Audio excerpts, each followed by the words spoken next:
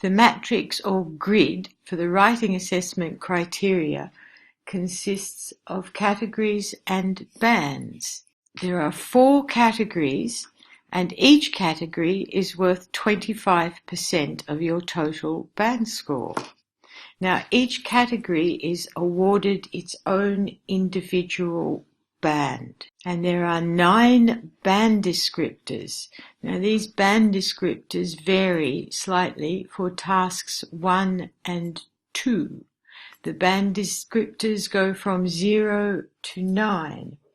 0 is awarded for blank papers and memorized responses.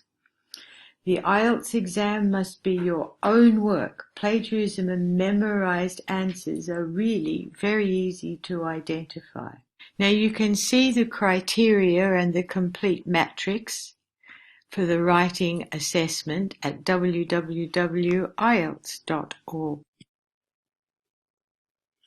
Now, let's talk about the band descriptors. Overall, these are written in positive language. By this I mean they describe what is actually written, not what should be in the response or isn't written.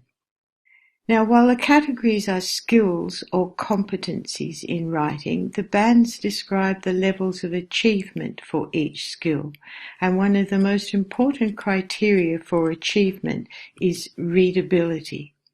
This is the term used for how difficult a text is to read or understand. This is not surprising, since your IELTS writing score is intended to reflect how well your writing communicates with the reader, whether the reader is a university lecturer reading your essay or someone in human resources reading your job application.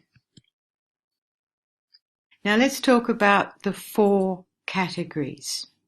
These 4 categories are the same for tasks 1 and 2. They are also the same for academic and general training. All of the IELTS writing is assessed against these same 4 categories.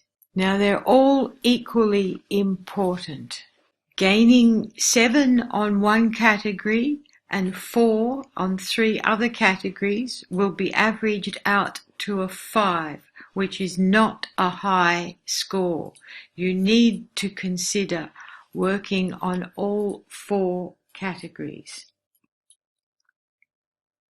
Now these are the 4 categories: task achievement, coherence and cohesion, lexical resource, grammatical range and accuracy, and we are going to talk in some depth about each one of these categories.